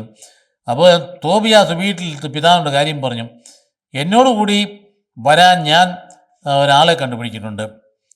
തോബിത്ത് പറയും, അവനെ എൻ്റെ അടുക്കിലേക്ക് വിളിക്കും. അവൻ ഏത് ഗോത്രത്തിൽപ്പെട്ടവനാണെന്നും നിന്നോടുകൂടെ പോരാൻ അവന് വിശ്വാസയോഗ്യനാണോ എന്ന് ഞാൻ നോക്കട്ടെ. എന്നാണ് അപ്പൻ്റെ മനോഭാവം. കണ്ടവൻ്റെ കൂടെയൊക്കെ പറഞ്ഞയക്കാനുള്ളവനല്ല നമ്മുടെ മോൻ. അവനെ ആരാ? എനിക്ക് വിശ്വാസമുള്ള ആളിന് വേണം പോകാൻ. പുറയൊന്നു തോബിയാസ് റഫായേലിനെ വീട്ടിലേക്ക് ക്ഷണിച്ചു. അവന് അവിടെ പ്രവേശിച്ചു. അവർ പരസ്പരം ആദ്യം അഭിവാദ്യങ്ങൾ അർപ്പിച്ചു. ഇത്രയാണ് ഭാഗം. അപ്പം അതുകൊണ്ട് എന്തിനാണ് ഇത് തന്നിരിക്കുന്ന കാര്യം ഇതാണ്. നമ്മൾ ഒരു ദൗത്യം നിർവഹണത്തിനായി പോകുമ്പം ദൈവത്തിൻ്റെ കാവൽമാലാക നമ്മുടെ കൂടെ ഉണ്ട്, ഭയപ്പെടാതിരിക്കാൻ വേണ്ടിയിട്ട്. നിൻ്റെ കാര്യങ്ങൾ നന്നായിട്ട് നടക്കും. നീ ദൈവാശ്രയത്തിൽ പോയാൽ മതി, കാര്യങ്ങൾ നന്നായിട്ട് പോക്കോളും, ദൈവം തന്നെ കൊണ്ടു നടക്കും. അതുകൊണ്ട് അനുസരിക്കുന്ന ഒരു പുത്രനെ ഇവിടെ കാണുക. നോക്കുക, പിതൃപുത്ര ബന്ധം.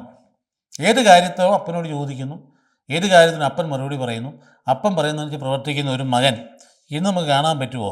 ഇന്ന് വലിയ വിദ്യാഭ്യാസ വിജ്ഞാന മണ്ഡലത്തിൽ പിറന്നു വീഴുന്ന മക്കൾ, അപ്പനും മകനുള്ള ബന്ധം, എൻ്റെ മക്കളെ ഈ ശാരീരികമായിട്ടുള്ള ഈ ബന്ധത്തിനൊക്കെ അതീതമായി നിൽക്കുന്ന ഒരു സംഗതിയാണ് അപ്പൻ എന്ന് പറയുന്ന പ്രതിഭാസത്തിൻ്റെ പൈതൃകം. അത് ദൈവികമാണ്. അതുകൊണ്ട് അപ്പൻ്റെ ബുദ്ധിയോ അപ്പൻ്റെ അറിവോ അപ്പൻ്റെ വിജ്ഞാനമോ ഒന്നുമല്ല പ്രധാനപ്പെട്ട. അപ്പനായിരിക്കുന്നു എന്നുള്ളതാണ്. അത് അപ്പനോട് കാര്യങ്ങൾ പറയുകയും അപ്പൻ്റെ ആശീർവാദം മേടിക്കുകയും ചെയ്യാതെ ഒരു കാര്യത്തിന് ഇറങ്ങി പുറപ്പെടരുത്. അതാണ് നല്ല മക്കൾ ചെയ്യേണ്ട കാര്യം. അല്ല അപ്പന് എന്നാ അറിയാം? അപ്പന് ഈ മൊബൈൽ നോക്കാൻ അറിയാവോ? അപ്പന് കമ്പ്യൂട്ടർ അറിയാവോ? അപ്പന് ഈ ഗൂഗിൾ നോക്കാൻ അറിയാവോ? അപ്പന് ഈ വകയൊന്നും അറിയത്തില്ലെന്നേ. അപ്പന് ഒരു വക അറിയത്തില്ല പോട്ടൻ. അങ്ങനെ ചിന്തിക്കുന്നത് അത് ദൈവികമായ ചിന്തയല്ല, അത് അപകടകരമായ ചിന്തയാണ്. അപ്പനപ്പൻ്റെ സ്ഥാനം. ഇപ്പം ഇവിടെ നാം കാണുന്നത് നല്ല ഒരു പുത്രൻ, അപ്പനെ പിതാവിനെ വാസ്തവത്തിൽ അനുസരിക്കുന്ന ഒരു മകൻ, പിതാവിനെ അനുസരിക്കുന്നതിൽ ആനന്ദം കാണുന്നവരും. ചുമ്മാ അനുസരിക്കുക മാത്രമല്ല, അപ്പനെ അനുസരിക്കാൻ എത്രയോ കുടുംബങ്ങൾ നമുക്കങ്ങനെയുണ്ട്. അപ്പനോട് ചേർന്ന് പോകുന്ന മക്കളുള്ള എത്ര കുടുംബമുണ്ട്. ഏത് കാര്യം അപ്പനോട് ചേട്ടനോട് പറയുന്ന പോലെ, അല്ലെങ്കിൽ സ്വന്തം സുഹൃത്തിനോട് പറയുന്ന പോലെ കാര്യങ്ങൾ പറയുകയും അപ്പൻ അതുപോലെ തന്നെ മകനെ സുഹൃത്തിനെ പോലെ കണ്ട് ഉപദേശിക്കുകയും ചെയ്യുന്ന എത്രയോ നല്ല കുടുംബങ്ങളുണ്ട്. അപ്പോൾ അതുകൊണ്ട് രണ്ട് പ്രശ്നങ്ങൾ ഇവിടെയുണ്ട്. ഒന്ന്, ഈ ആളിനെ അറിയാൻ പാടില്ല എന്നൊരു പ്രശ്നം. രണ്ടാമത്, വഴി അറിയാൻ പാടില്ല എന്ന പ്രശ്നം. ആളിനെ അറിയാൻ പാടില്ലാത്ത പ്രശ്നത്തിന് പരിഹാരം കൊടുത്തു, എന്നാൽ അതിനകത്തുള്ള ഉടമ്പടിയുടെ രേഖ കൊണ്ട് കൊടുത്തു. അപ്പോൾ അത് മനസ്സിലായി. അപ്പോൾ അവിടെ ദൈവം ഇടപെടുന്നതാണ് ദൂതൻ വരുന്നു എന്നുള്ളത്. അപ്പോൾ അതുകൊണ്ട് ഗൂഢവിചാരങ്ങൾ പോലും ദൈവം അറിയുന്നു. അവിടെ വംശം ഏതാണെന്ന് തോബിയാസ് ചോദിക്കാം. അപ്പോൾ എന്താണ് നീ ആദ്യം ചെയ്യേണ്ട കാര്യമെന്ന് വളരെ കൃത്യമായിട്ട് പറയാം. തോബിത്തിൻ്റെ ദൂതൻ്റെ വംശം, ഗോത്രം, കുടുംബ പശ്ചാത്തലം ഇത് ചോദിച്ചറിയണം. അപ്പോൾ മകനെ പുറത്ത് വിടുമ്പോൾ എന്തെല്ലാമാണ്, ഏത് തരത്തിലാണ് ജീവിതത്തെ കാണേണ്ടതെന്ന് അപ്പൻ പറഞ്ഞു കൊടുക്കുക. കൂട്ടുകാരൻ എങ്ങനെയായിരിക്കണം. ഇപ്പം നമ്മളങ്ങനെ മക്കൾ പുറത്തേക്ക് പോകുമ്പോൾ, ഈ രാജ്യത്തിന് പുറത്തേക്കല്ലേ പോകണ്ടേ, എത്ര മാതാപിതാക്കളുണ്ട്. നമ്മളിങ്ങനെ വലിയ കാര്യത്തിൽ പ്രാർത്ഥിച്ച് വിസ കിട്ടി, ടിക്കറ്റ് എടുത്ത്, അവസാനം ഭയങ്കരമായ ഒരുക്കങ്ങൾ നടത്തി എല്ലാവരും യാത്രയൊക്കെ പറഞ്ഞ് ആഘോഷമൊക്കെ നടത്തിയതിന് ശേഷം എയർപോർട്ടിൽ കൊണ്ട് വിട്ടിട്ട് കൊച്ചിനും കാനഡയിലേക്കാണ്, അല്ലെങ്കിൽ കൊച്ചിൻ തന്നെ അയർലൻഡിലേക്കാണ്, അല്ലെങ്കിൽ കൊച്ചിൻ UK പോവുക. ഒന്ന് പറഞ്ഞു വിടാൻ ആരുടെ ഏതപ്പനുണ്ട്? മോനെ നീ അവിടെ ചെന്ന് ഇറങ്ങിയാൽ ഒന്ന് ഉറങ്ങി എണീറ്റ് കഴിഞ്ഞാൽ കൂട്ടുകാരോട് ചോദിക്കണം, നമ്മുടെ പള്ളി എവിടെയാണ്, വിശുദ്ധ കുർബാന, എന്നിട്ട് അവിടെ നീ ആദ്യം ചെല്ലണം.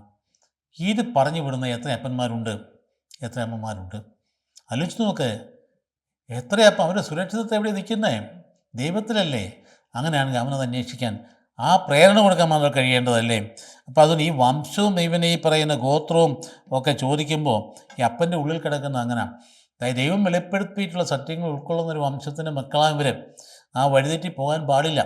അതുകൊണ്ട് അല്ലാത്തത് കൊണ്ടാണ് പോകുന്ന വഴി ആൺകുട്ടിയായാലും പെൺകുട്ടിയായാലും ശരി, ഇഷ്ടപ്പെട്ട ആളിനെ അതിൻ്റെ പുറകെ പോകുന്ന അവസാനം അപ്പനും അമ്മയും അറിയാതെ അവിടെ പറയുക, അയ്യോ ഞങ്ങളിങ്ങനെ കല്യാണം ഉറപ്പിച്ചു പോയി, ആരാ അപ്പനറിയാതെ അമ്മയറിയാതെ, ഏതാ മറ്റ് വംശത്തിൽപ്പെട്ട ആൾക്കാർ. വിശ്വാസവും വേണ്ട, ഒന്നും വേണ്ട. ഈ സ്ഥിതിയിലേക്ക് പോകാൻ കാരണം ഈ കുട്ടിക്ക് കൊടുക്കുന്ന പരിശീലനമല്ലേ എന്നാലും. ഇപ്പം കൂട്ട് എന്ന് പറയുന്നത് അവൻ നന്നായിരിക്കണം, തൻ്റെ തന്നെ വിശ്വാസത്തിൽ പെട്ടതായി എന്ന് പറഞ്ഞ് മറ്റുള്ളവർ കൂട്ടുകൂടാൻ പാടില്ല എന്ന അർത്ഥമില്ല. എന്ന് പറഞ്ഞാൽ തൻ്റെ വിശ്വാസം കളഞ്ഞു വിളിക്കുന്ന ബന്ധങ്ങളിൽ ചെന്ന് ചാടാൻ പാടില്ല. അതുകൊണ്ട് ആതിഥ്യ മര്യാദയോട് കാണിക്കുക. എത്ര സുന്ദരമായ രീതിയിലാണ് ഈ തോബിയാസ് ആതിഥ്യ മര്യാദ കാണിക്കുന്നത്. അപ്പം നിൻ്റെ പേരെന്നാന്ന് വെച്ചാൽ അനനിയാസ് എന്ന് പറയാം. എന്ന് പറഞ്ഞാൽ ദൈവം കാരണവനാണ്. അനനിയാസിന് മകൻ അസറിയാസാണ്. അപ്പം അസറിയാസും ദൈവം സഹായിച്ചു, വാക്കിനെല്ലാം അർത്ഥമുണ്ട്.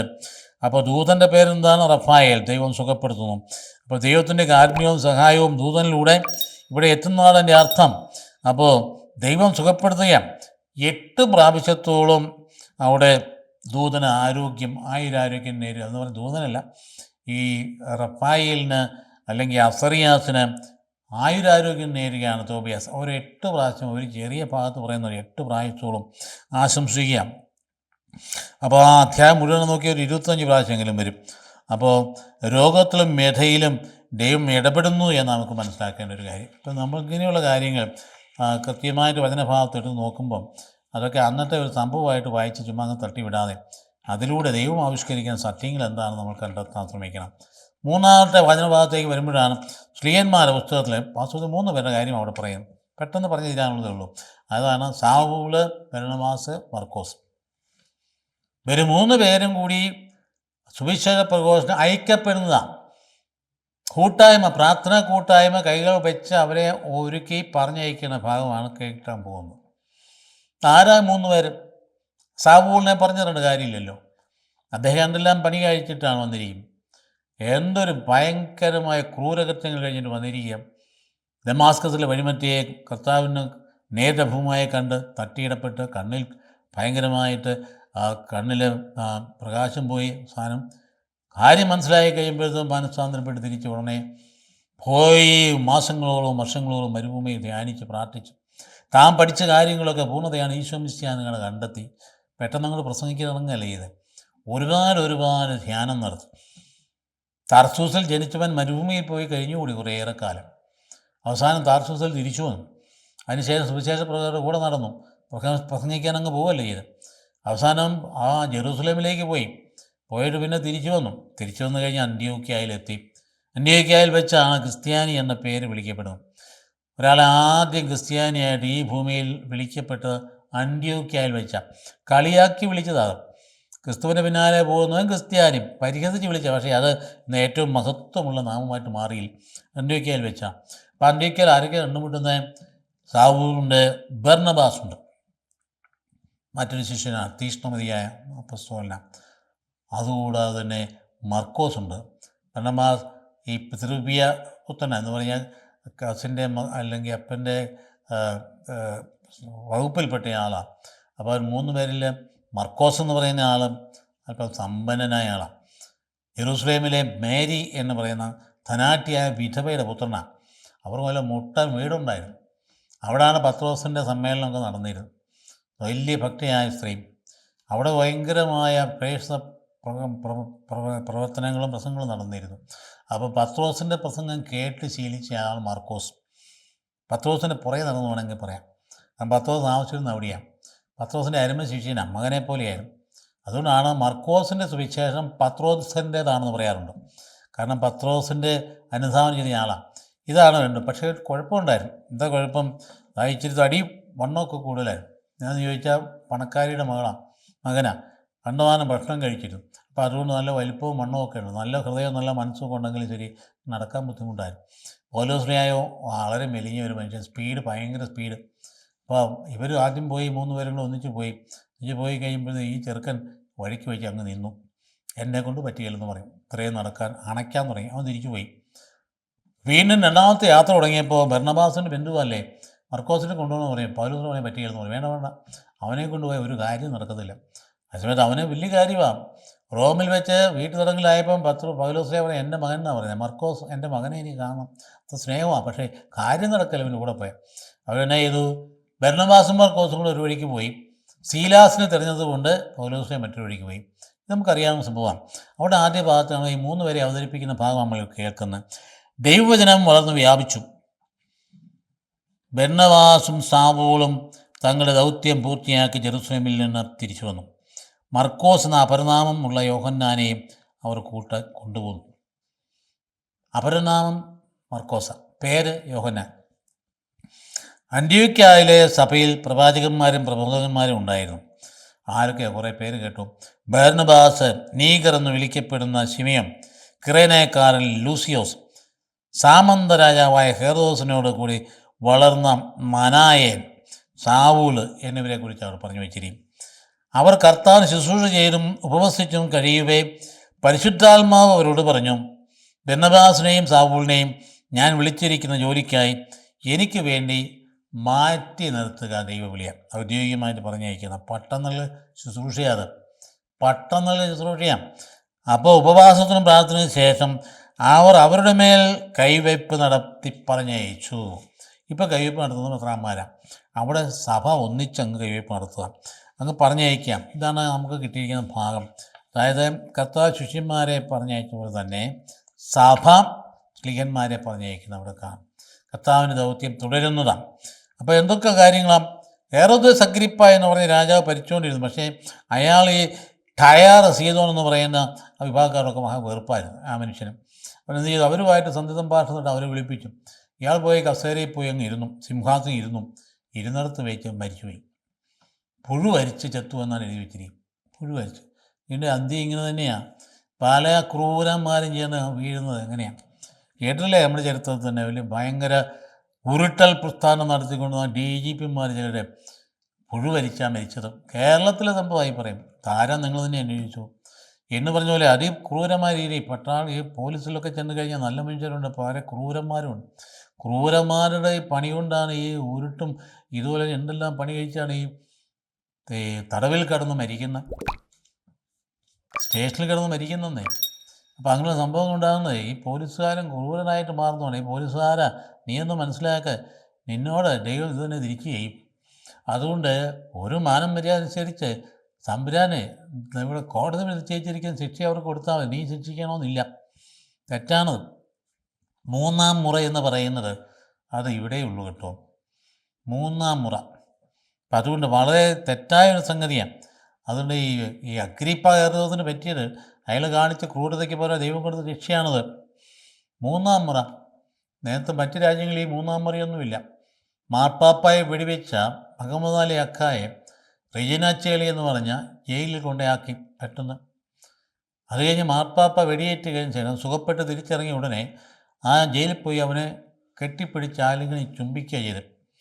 അതിന് ശേഷം അവിടെ നിന്ന് സംസാരിക്കുന്ന ചിത്രം കണ്ടപ്പോൾ ഞങ്ങൾക്ക് പോലും അരിശം വന്നു.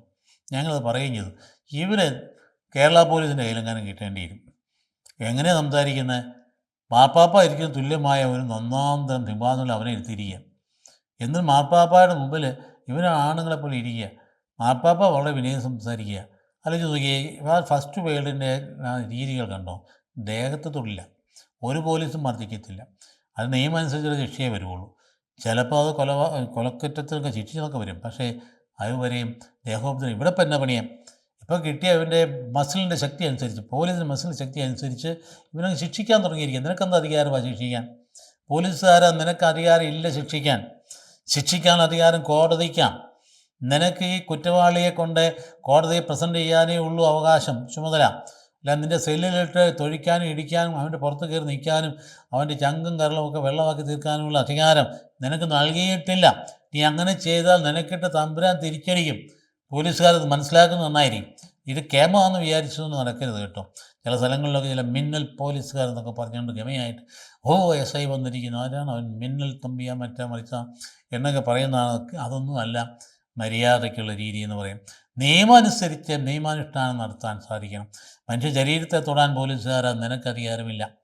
അതുകൊണ്ട് ഈ മൂന്നാം മുറ എന്ന് പറയുന്നത് നീക്കം ചെയ്യേണ്ടതാണ്, കംപ്ലീറ്റ് പ്രൊഹിബിറ്റ് ചെയ്യേണ്ടതാണ്. നല്ല ഭരണകർത്താക്കൾ വന്നാൽ അത് നിരോധിക്കും, ഒരു സംശയമില്ല. അത് നല്ലതല്ല. സംസ്കാര സമ്പന്നമായ ഒരു രാജ്യത്ത് ഒരിക്കലും നല്ലതല്ല മൂന്നാം മുറ. ആ കാര്യം മനസ്സിലാക്കിയിരിക്കണം.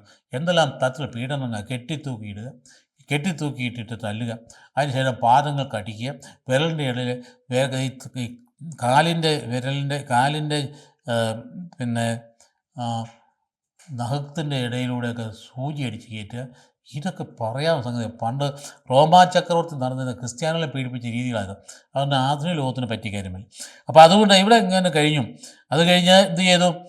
ഇവർ പെട്ടെന്ന് കൊണ്ട് ഈ പറയുന്ന രണ്ട് കൂട്ടുകളുണ്ടല്ലോ, ചൈറും ശീതവും കരഞ്ഞു ഉയ്യോ ഇയാൾ വന്നപ്പോൾ ദൈവത്തിൻ്റെ സ്വരമാണെന്നൊക്കെ പറഞ്ഞ ഉടനെ ഉണ്ടല്ലോ അറ്റാക്കായിരിക്കാം, എന്താണെന്തോ ആട്ടെ, ആ കസരയിൽ തന്നെ ഉരുണ്ട് വീണ് മരിച്ചു. അപ്പോൾ അതുകൊണ്ട് തിരിച്ചു വന്നവരെ വെണ്ണവാസും പിതൃവ്യപുത്രൻ മർക്കോസും സാവൂളും. അപ്പോൾ അവിടെ പ്രവചനമുണ്ടായി. ഇങ്ങനെയാണ്, പ്രാർത്ഥനാ സമ്മേളനത്തിൽ പരിശുദ്ധാത്മ പ്രചോദിപ്പിച്ചു ഇവരെ എനിക്കായിട്ട് മാറ്റി സാവൂളിനെയും വെണ്ണവാസിനെയും മാറ്റി നിർത്താൻ പറയും. മർക്കോസിനെയും കൊണ്ട് അവർ പോയി. അപ്പോൾ സമൂഹം, സഭയാണ് അവർ കൈകൾ വെച്ച് വിടുന്നത്. അപ്പോൾ അതുകൊണ്ട് ആ ഭാഗം നമ്മൾ മനസ്സിലാക്കുക. കൈവയ്പ് എന്ന് പറയുന്ന സംഗതി ആധികാരികതയാണ്. അല്ല എല്ലാവരും കയറി അങ്ങോട്ട് ചെന്ന് ആധികാരികമായി സുവിശേഷം പറയാൻ പറ്റില്ല. അയക്കപ്പെടണം, എങ്കിലേ സുവിശേഷം അറിയിക്കാൻ നമുക്ക് പറ്റുകയുള്ളൂ. വാസ്തവത്തിന് ഒരർത്ഥത്തിൽ എല്ലാ മാമോസ സ്വീകരിച്ചവരും അയക്കപ്പെട്ടവർ തന്നെയാണ്. പക്ഷേ കൃത്യമായ രീതിയിൽ അതിന് ഔദ്യോഗികമായിട്ട് പോകുന്നതിന് ഔദ്യോഗികമായി അയക്കപ്പെടൽ ആവശ്യമാണ്. അതുകൊണ്ടാണ് അത് ശുശ്രൂഷയിലൂടെ നടക്കും. അവസാനം വന്ന് നിൽക്കുന്നത് എവിടെയാണ്? ഈശോ 70 പേരെ, ചിലയിടത്ത് 72 പേരെ പറഞ്ഞയക്കേണ്ട കാര്യമാണ്. അപ്പോൾ എന്ത് ചെയ്തു? 12 പേരെ നേരത്തെ പറഞ്ഞയച്ചായിരുന്നു. അവർ കൊടുത്തതിന് വ്യത്യസ്തമായ നിർദ്ദേശങ്ങൾ ഇവർക്ക് കൊടുക്കണം. അവർ കർത്താവ് പോകാൻ ആഗ്രഹിക്കുന്ന എല്ലാ സ്ഥലത്തേക്കും പോകാനാണ് പറഞ്ഞിരിക്കും. കർത്താവ് പോകാനല്ല, അത് മറ്റിടത്ത് പറഞ്ഞില്ല. എന്നിട്ട് പോകുമ്പോൾ എന്നാ, ഇത് പ്രത്യേക കരുതലൊന്നും വേണ്ട, നിങ്ങൾ പൊയ്ക്കൊള്ളുക, ചെന്ന് വീട്ടിൽ ചെന്ന് നിങ്ങൾ സ്വീകരിക്കുന്നിടത്ത് ആ വീട് എൻ്റെ സമാധാനം, രക്ഷയുടെ സമാധാനം ആശംസിക്കുക. ആ സമാധാന വാഹകനാണ് സ്വീകരിക്കാൻ മനസ്സിലാവാൻ സമാധാനം അവൻ സ്വീകരിക്കും. അല്ലെങ്കിൽ ആ നിന്നിലേക്ക് തിരിച്ചു പോകും. അപ്പം നിന്നെ ഡിലേ ചെയ്തോണ്ട് നിൻ്റെ സമാധാനം നഷ്ടപ്പെടുകയില്ല, നിന്നിലേക്ക് തിരിച്ചു വരും. അവിടെ എന്ത് ചെയ്യണം? ഇനി നിന്നെ ഒരു നഗരത്തിൽ ചിലം സ്വീകരിച്ചില്ലെങ്കിലുണ്ടല്ലോ, പുറത്തോട്ട് തെരുവിലേക്ക് ഇറങ്ങിയിട്ട് വിളിച്ച് പറയണം, എൻ്റെ കാലിൻ്റെ പാദത്തിലെ പൊടി പോലും നിങ്ങൾക്കെതിരെ തട്ടിക്കളയും. എന്നിട്ട് പറയാം, സോദോം ഗോമോറായ്ക്ക് പോലും അന്ത്യവിധി നാളിൽ നിങ്ങളെക്കാളും ആശ്വാസം ഉണ്ടാകും. ഞാൻ സത്യമായി നിങ്ങളോട് പറയുന്നു. ഈ ഭാഗം ഇതാണ്. കേട്ടോ അത്ര സുന്ദരമായിരിക്കും. അനന്തരം കർത്താവ് വേറെ 72 പേരെ തിരഞ്ഞെടുത്തും താൻ പോകാനിരുന്ന എല്ലാ പട്ടണങ്ങളിലേക്കും നാട്യമൃഗങ്ങളിലേക്കും 2 പേരായി അവരെ തനിക്ക് മുമ്പേ അയച്ചു. അപ്പോൾ ഈശോ പോകാനിരിക്കുകയാണ്, വിട്ടത് 2 പേരെ ഒറ്റയ്ക്കല്ല വിട്ടത്. അതായത് സുവിശേഷ പ്രഘോഷണം കമ്മ്യൂണിറ്റേറിയൻ ആക്റ്റാണ്, തനിച്ച് ചെയ്യാനുള്ളതല്ലെന്ന്, സാമൂഹ്യ മാനമുള്ളതാണെന്ന്. ഓരോരുത്തർ ഇടവ വികാരിയെ തനിച്ചാണ് വെച്ചിരിക്കുന്നത്, പക്ഷേ അവിടെ ഒരു കമ്മ്യൂണിറ്റേറിയൻ ആക്റ്റാണ് നടക്കേണ്ടത്. 2 പേരായിട്ട് കർത്താവ് പറഞ്ഞേക്കുന്ന കർത്താവിൻ്റെ വിവരമില്ലാഞ്ഞിട്ടാണ് അങ്ങനെ ചെയ്ത്. ആരംഭത്തിൽ തന്നെ പറയുക, നിങ്ങൾ പ്രഘോഷിക്കേണ്ടത് നിങ്ങൾ ഒന്നിച്ചൊരു സമൂഹമായിട്ടാണ് പ്രഘോഷിക്കേണ്ടത്, തനിച്ചല്ല. നിൻ്റെ സ്വന്തം കാര്യമല്ല, ഇത് കർത്താവിൻ്റെ കാര്യമാണ്. അത് പഠിപ്പിക്കുക. അവൻ അവരോട് പറഞ്ഞു, കൊയ്ത്ത് വളരെ വേലക്കാരെ ചുരുക്കം, അതിനാൽ കൊയ്ത്തിന് വേലക്കാരെ അയക്കാൻ കൊയ്ത്തിൻ്റെ നാഥനോട് നിങ്ങൾ പ്രാർത്ഥിക്കും. ദൈവവിളിക്ക് വേണ്ടി പറയുമ്പോൾ എപ്പോഴും എടുത്ത് കൂട്ടി ചെയ്യുന്ന ഭാഗമാണ്. കൊയ്ത്ത് എന്ന് പറയുന്ന തമ്പുരാൻ്റെ സമാധാനം സ്വീകരിക്കാൻ ആഗ്രഹിക്കുന്ന ജനസമൂഹമാണ്. ഒരുപാട് പേര് ഈശോയുടെ വചനം കേൾക്കാൻ ആഗ്രഹിക്കും. ഒരുപാട് പേര് ആഗ്രഹിക്കുന്നവർക്ക് കിട്ടാവുന്ന വചനം ധാരാളം ഈ യൂട്യൂബുകൾ വഴിയൊക്കെ ധാരാളം സമയം കേൾക്കുന്നുണ്ട്. സന്മനസ്സുള്ളവർ കേൾക്കുന്നുമുണ്ട്, മാനസാന്തരം ഉണ്ടാകുന്നുമുണ്ട്. അതുകൊണ്ട് ആ ദാഹം മനുഷ്യരിലുണ്ട്. ഈശോയെക്കുറിച്ച് കേൾക്കാനുള്ള ദാഹമേ.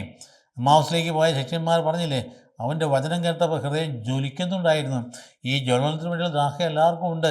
എനിക്ക് ദാഹിക്കുന്നതെന്ന് അന്നേരം കുരിശിക്കിടന്ന് പറഞ്ഞതേ ഈ ആത്മദാഹമാണ്.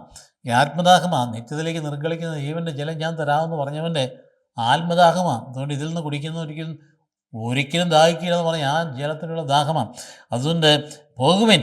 എന്നിട്ട് പറയാം, ചെന്നായ്ക്കളുടെ ഇടയിലേക്ക് കുഞ്ഞാടുകൾ എന്ന പോലെ ഞാൻ നിങ്ങളെ അയക്കുന്നു. നോക്കാം, കർത്താവ് ഉപയോഗിച്ചിട്ട് കാര്യം അവിടെ കണ്ടുകൊണ്ടിരിക്കുന്ന കാര്യം തന്നെയാണ്. മടിശീലയോ സഞ്ചിയോ ചെരുപ്പോ നിങ്ങൾ കൊണ്ടുപോകരുത്, വഴിയിൽ വെച്ച് ആരെയും അഭിസംബന്ധം ചെയ്യുകയും വേണ്ട. 3 കാര്യങ്ങളുണ്ട്: മടിശീല, സഞ്ചി, ചെരുപ്പ്. അതിന് കാര്യം എന്നാണെന്നറിയോ? അമിതമായിട്ട് കരുതുകളൊന്നും വേണ്ട. മടിശീല പണമാണല്ലോ. ഇതിൽ ആശ്രയിച്ചല്ല സുവിശേഷം നിൽക്കുന്നതെന്ന്. സുവിശേഷം നിൽക്കുന്നത് ദൈവത്തിൻ്റെ പരിപാലനയിൽ ആശ്രയിക്കാൻ നിൽക്കുന്ന. മനസ്സിലാക്കണം. നമുക്ക് സഭയിൽ നിന്നാണ്ട് കെട്ടി കൊണ്ടുപോകുമെന്ന് വിചാരിക്കുന്നത് എന്താ? സഭയുടെ ഭൗതിക സമ്പത്ത് പോകേണ്ടി വന്നാൽ അതേക്കുറിച്ച് നാവലിത്തിനുണ്ട്. നമുക്ക് വേണ്ടത് ഉറപ്പുള്ള വിശ്വാസമാണ്. അത് പോയാൽ നാശമാണ്. അതുകൊണ്ട് അത് പിടിച്ചിട്ട് നിൽക്കുക എന്നുള്ള ഏറ്റവും അത്യാവശ്യമായ കാര്യം. അത് നമ്മുടെ മക്കളെ പരിശീലിപ്പിക്കേണ്ട കാര്യമാണ്. പോകുന്നൊക്കെ പോട്ടെ, പക്ഷേ പോകാതിരിക്കേണ്ട ഒരു കാര്യത്തെക്കുറിച്ച് അവബോധം നമുക്കുണ്ടാകണം. അതുകൊണ്ട് ഈ കാര്യങ്ങളെക്കുറിച്ച് പരിധി വിട്ടാകുന്നത് നമുക്ക് വേണ്ട. അതേസമയത്ത് നീതി നിർവഹിക്കപ്പെടുകയും വേണം. അനീതിപരമായിട്ട് പെരുമാറുന്നവരെ ഡിഫെൻഡ് ചെയ്യാതിരിക്കേണ്ട. പക്ഷേ നമുക്ക് നഷ്ടപ്പെടാനുള്ളത് നമ്മുടെ വിശ്വാസമാണ്. അത് നഷ്ടപ്പെട്ടു പോയാൽ നമുക്ക് മാത്രമല്ല ലോകം ഇരുണ്ടുപോകും. കർത്താവിൻ്റെ പ്രകാശം നഷ്ടപ്പെട്ടാൽ ലോകം ഇരുണ്ടുപോകും. ആ പ്രകാശം ജ്വലിപ്പിക്കുന്ന ദീപങ്ങൾ നമ്മൾ മാറേണ്ടതാണ്. നിങ്ങൾ ഏത് വീട്ടിൽ പ്രവേശിക്കുന്നോ ഈ വീട് സമാധാനം എന്ന് ആദ്യമേ ആശംസിക്കണം.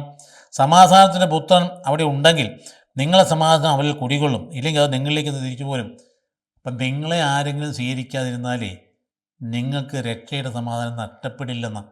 നിങ്ങൾക്ക് ഒരു നഷ്ടവും വരില്ല. സമാധാനത്തിൻ്റെ ദൂതൻ അവിടെ ഉണ്ടെങ്കിൽ അവനത് സ്വീകരിക്കും, അവൻ്റെ രക്ഷ. അപ്പോൾ എല്ലാ മനുഷ്യരും പ്രതീക്ഷിക്കേണ്ട, നമ്മുടെ പ്രവർത്തനങ്ങൾക്ക് 100% ഫലം ഒരിക്കലും പ്രതീക്ഷിക്കേണ്ട. കർത്താവ് തന്നെ പറഞ്ഞില്ലേ, എന്തെല്ലാം വ്യത്യസ്തങ്ങളായ നിലങ്ങളാണുള്ളത്. പാറപ്പുറത്ത് വീഴുന്ന വിത്തുണ്ട്, വഴിയരിയിൽ വീഴുന്ന വിത്തുണ്ട്, മുൾച്ചെടി ഇടയ്ക്കുന്ന വിത്തുണ്ട്, നല്ല മണ്ണിൽ വീഴുന്ന വിത്തുണ്ട്. ഇപ്പം നല്ല മണ്ണിൽ വീഴുന്നത് മാത്രമേ 60-100 മേനെയും ഫലം പുറപ്പെടുകയുള്ളൂ. അപ്പോൾ അവരുടെ വിത്ത് മണ്ണിനെ കൂടി ആശ്രയിക്കാം.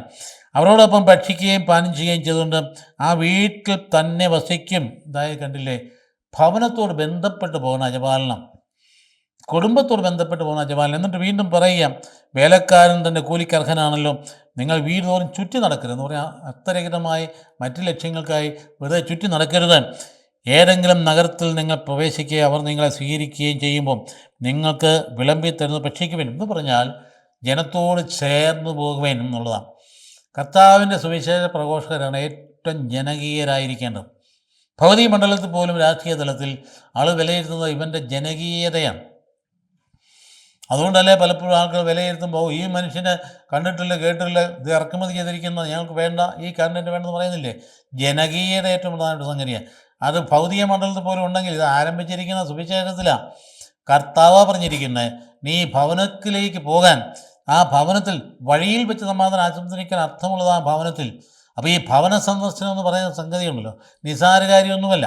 ഒരു അജപാലകൻ്റെ ഏറ്റവും പ്രധാനമായ ദൗത്യം ഭവന സന്ദർശനമാണ്. ആരാധനാനുഭവം കഴിഞ്ഞാൽ ജീവകാരുണ്യ പ്രവൃത്തിയോട് ചേർന്ന് ജീവകാരുണ്യ പ്രവൃത്തി തന്നെ നടക്കണമെങ്കിലോ ഭവനം സന്ദർശിച്ചിരിക്കണ്ടേ, ആ ആളുകളുടെ അവസ്ഥ മനസ്സിലാക്കണ്ടേ, അവരുടെ വിഷമം മനസ്സിലാക്കണ്ടേ, അവരുടെ രോഗം അറിയണ്ടേ, അവരുടെ സാമ്പത്തിക നില അറിയണ്ടേ, അവരുടെ കുഞ്ഞുങ്ങൾ പഠിക്കുന്ന സാഹചര്യം അറിയണ്ടേ, അവരുടെ കുടുംബത്തിൻ്റെ കടബാധ്യതയെക്കുറിച്ച് അറിയണ്ടേ, അവരുടെ വെപ്രാളം മനസ്സിലാക്കണ്ടേ. ഇത് മനസ്സിലാക്കുന്ന ഒരു ഹൃദയത്തിന് മാത്രമേ അവനെ നന്മ ചെയ്യാനായിട്ട് പറ്റുകയുള്ളൂ. അപ്പോൾ അവിടെ ചെന്ന് ഇരുന്ന് കഴിയുമ്പോൾ ഭവനം സന്ദർശിക്കുന്ന വൈദ്യൻ്റെ വീട്ടിൽ വന്ന് ഇരുന്ന് കഴിയുമ്പോൾ വിശ്വസിക്കുന്ന ഹൃദയം സന്തോഷിക്കും, ആനന്ദിക്കും. അച്ഛൻ വന്നു പോയി കഴിയുമ്പോൾ ഒരു പ്രകാശം അവിടെ വരും. അത് ദൈവത്തിൻ്റെ പ്രകാശമാണ്, മനുഷ്യൻ്റേതല്ല. ദൈവം പ്രകാശം തരുന്നു. എത്രയോ കുടുംബങ്ങൾ പറയുന്നു അച്ഛനെൻ്റെ വീട്ടിൽ വന്നിട്ടുണ്ട്. പറയുന്നത് കേൾക്കുമ്പോൾ തന്നെ ഒരു സന്തോഷമാണ്. അച്ഛൻ്റെ അറിയില്ല, അച്ഛൻ എൻ്റെ വീട്ടിൽ വന്നിട്ടുണ്ട്, എൻ്റെ വീട്ടിൽ വന്നിട്ടുണ്ടെന്ന് പറഞ്ഞ വലിയ അഭിമാനമാണ്. വികാരിച്ചൻ എൻ്റെ വീട്ടിൽ വന്നിട്ടുണ്ടെന്ന് പറയുന്നത് വലിയ അഭിമാനമാണ്. ഈ അഭിമാനം കൊടുക്കാൻ വികാരിച്ചന് ചുമതലയില്ലേ? വികാരിച്ചൻ കുർബാന കഴിഞ്ഞ് മുറിക്കകത്ത് പൂട്ടിക്കെട്ടിയിരുന്നുകൊണ്ട് സ്വന്തം കാര്യം മാത്രം നോക്കിയിരുന്നു കഴിഞ്ഞാൽ അത് അജപാലനമല്ല, അത് കൃത്രിമത്വമാണ്. അതുകൊണ്ട് നന്മയുണ്ടാവില്ല. ദൈവം പറയുന്നത് നേരെ എതിരാ. ഈശോ പറയുന്നു, നിങ്ങൾ ഭവനത്തിലേക്ക് പോവുകയും അവിടെയുള്ള രോഗികളെ സുഖപ്പെടുത്തുമെന്നവൻ, അവിടെയുള്ള രോഗികളെ സുഖപ്പെടുത്തുകയും ദൈവരാജ്യം നിങ്ങളെ സമീപിച്ചിരിക്കുന്ന അവരോട് പറയുകയും ചെയ്യുവേൻ. ദൈവരാജ്യം ഏതാ? ഈശോയാ. എവിടെയാണ് സമീപിക്കുന്നത്? കുരിശുമരണത്തിലൂടെയാണ്. അതോടെ എന്താ സംഭവിച്ചത്? പാപമോചനം കിട്ടി, നീ ബന്ധങ്ങൾ സ്വതന്ത്രനായി, ദൈവരാജ്യം സമീപിക്കും. നീ ആരെയും കീഴിലിനി ആർക്ക് ക്രിസ്തുവിന്റെ സ്നേഹത്തിൽ തന്നെ വേർതിരിക്കാൻ പറ്റും? മർദ്ദനത്തിനോ പട്ടിണിക്കോ പീഡനത്തിനോ വാളിനോ നഗ്നതയ്ക്കോ എന്ന് ചോദിക്കുന്ന ചോദ്യത്തിൻ്റെ രഹസ്യം ഇതാണ്. അപ്പം അതുകൊണ്ട് ആ സമാധാനം, അപ്പോൾ അവിടെ രോഗികളെ സുഖപ്പെടുത്തുവാൻ, അവിടെ ദൈവരാജ്യം നിങ്ങളെ സമീപിച്ചിരിക്കുന്നു അവരോട് പറയുകയും ചെയ്യാൻ. നിങ്ങൾ ഏതെങ്കിലും നഗരത്തിൽ പ്രവേശിക്കുമ്പോൾ അവർ നിങ്ങളെ സ്വീകരിക്കാതിരുന്നാൽ തെരുവിൽ നിന്നുകൊണ്ട് പറയണം, നിങ്ങളുടെ നഗരത്തിൽ നിന്ന് ഞങ്ങളുടെ കാലുകളിൽ പറ്റിയിട്ടുള്ള പൊടി പോലും നിങ്ങൾക്കെതിരെ ഞങ്ങൾ തട്ടിക്കളയുന്നു എന്ന് പറഞ്ഞാൽ അത് മൈൻഡ് ചെയ്യേ വേണ്ട, നിങ്ങളത് മൈൻഡ് ചെയ്യേ വേണ്ട, അത് അവരുടെ വഴിക്ക് പോട്ടെ എന്നുള്ള രീതിയിൽ ആ കർത്താവ് പറയും. എന്നാൽ ദൈവരാജ്യം സമീപിച്ചിരിക്കുന്നുവെന്ന് നിങ്ങൾ അറിഞ്ഞുകൊള്ളുമെന്ന് പറഞ്ഞേക്കാനാണ്. നിങ്ങളത് പോകും പറഞ്ഞേക്കണം, ദൈവരാജ്യം സമീപിച്ച് സൂക്ഷിക്കണം. എന്നിട്ട് പറയാൻ ഞാൻ നിങ്ങളോട് പറയുന്നു, ആ ദിവസം സോതോമിൻ്റെ സ്ഥിതി ഈ നഗരത്തിൻ്റെതിനേക്കാൾ സഹനീയമായിരിക്കും. സോതോമിൻ്റെ സ്ഥിതി നമുക്കറിയാമല്ലോ, സംഭവിച്ചെന്ന് വിശദീകരിക്കേണ്ട കാര്യമില്ലല്ലോ. സോതോമിൻ്റെ സ്ഥിതി എന്താണ്? ലോത്തും ഭാര്യയും മക്കളും ഒക്കെ പുറപ്പെട്ട് കഴിഞ്ഞപ്പോൾ ഉണ്ടാകുന്ന സംഭവം എന്താണ്? കത്തി ഗന്ധവും അഗ്നിയും ഇറങ്ങി നശിപ്പിച്ച് കളഞ്ഞില്ലേ? അപ്പം അതുപോലെ അതുകൊണ്ട് അത് ആ നഗരത്തിൽ ഇതിനേക്കാൾ സമാധാനം ഉണ്ടായിരിക്കുമെന്നും അത് വളരെ ക്ലിയറായിട്ട് കാര്യം. ഈശോയ്ക്ക് വേദി ഒരുക്കാൻ പോവുകയാണ് ശിഷ്യന്മാർ. ഇത് നമ്മുടെ ചുമതല. ഈശോയ്ക്ക് കടന്നു ചെല്ലാനുള്ള വേദി ഒരുക്കുക എന്നുള്ളതാണ്. അതുകൊണ്ട് വിളവെന്ന് പറയുന്നത് എന്താ? ദൈവത്തിൻ്റെ ജനമായ വിളവെന്ന് പറയും. അവർ റെഡിയാണെന്ന്. കൊയ്ത്തധികം, വേലക്കാർ ചുരുക്കം. അതുകൊണ്ട് ഒരുപാട് പേര് ഇങ്ങനെ ഒരുങ്ങിയിരിക്കുന്നു ഈശോയെ കേൾക്കാനും ഈശോയെ കാണാനും. ഈശോയ്ക്ക് ആ കുരുടനെ പോലെ ദാവീദിൻ്റെ പുത്രന എൻ്റെ കനിയണമേ എന്ന് വിളിച്ചു പറയുന്നു ഒരുപാട് പേര് കാത്തിരിക്കും. ആ ഈശോയെ കൊടുക്കേണ്ട നമ്മളിലൂടെയല്ലേ? അപ്പോൾ നിങ്ങളങ്ങോട്ട് ചെന്നായ്ക്കളിലെ കുഞ്ഞാറിനെ പോലെയാണ് വിടുന്നത്. നിങ്ങൾക്ക് പാദയാത്ര സുരക്ഷിതമൊന്നുമല്ല. എല്ലായിടത്തും പട്ടമർത്തിയൊന്നും കാണില്ല, പച്ചപ്പുൽ തകടിയൊന്നും ആയിരിക്കത്തില്ല. ചെന്നായ്ക്കളായിരിക്കും ഉണ്ടായിരിക്കും. വരാൻ പോകുന്ന ആ പീഡാനുഭവത്തെക്കുറിച്ച് പറയും. സുവിശേഷ പ്രഘോഷണം നേരിടേണ്ടി വരുന്ന വലിയ പ്രലോഭനങ്ങളും വലിയ പരീക്ഷണങ്ങളും വലിയ ഭയങ്കരമായ ഒരുപക്ഷെ മർദ്ദനങ്ങളും ശാരീരിക പീഡകളുമൊക്കെയായി പറയുന്നു, മുൻകൂട്ടി പറയുക. കർത്താവ് നേരത്തെ പറഞ്ഞു, ഗുരുവെല്ലാം സഹിച്ചെങ്കിൽ ശിഷ്യന്മാർ അതിനേക്കാളും ആഗ്രഹിക്കാൻ പാടുള്ളതല്ലല്ലോ. അപ്പം അതുകൊണ്ട് കർത്താവ് പറയും, അതുകൊണ്ട് പ്രത്യേക കരുതലുണ്ടെന്ന്. വെല്ലുവിളികളൊക്കെ ഉണ്ടെങ്കിലും കരുതലൊന്നും വേണ്ട, അതിനുവേണ്ടി പ്രത്യേക കരുതൽ വേണ്ട. നമ്മൾ 10 ഗുണ്ടകളെ കൊണ്ട് പോയേക്കാന്ന് വിചാരിക്കേണ്ട. അതായത് അതല്ല, നമ്മുടെ കരുതൽ ദൈവത്തിൻ്റെ പരിപാലനയാണ്. അപ്പോൾ അതുകൊണ്ട് ദൈവപരിപാലനം ആശ്രയിക്കുക. രക്ഷയുടെ സമാധാനം നിങ്ങൾ കൊടുക്കുന്നതെന്ന് ഓർക്കൊള്ളുക. ഇനി അവൻ ആഗ്രഹിച്ചാൽ ആ വീട്ടിൽ താമസിക്കണമെന്ന് തന്നെ പറയുന്നു. അതായത് അവിടെ താമസിച്ചുകൊണ്ട് അവർക്ക് സമാധാനം കൊടുക്കണം. അപ്പോൾ ആ വീട്ടിൽ ആശംസകൾ വേണം. ഒപ്പം തന്നെ അഭിമാനത്തോടെ പറയണം. അതായത് എന്താ അഭിമാനം പറയണ്ടേ? കർത്താവിൻ്റെ സമാധാനം, ദൈവരാജ്യം സമീപിച്ചിരിക്കുന്നു എന്ന്.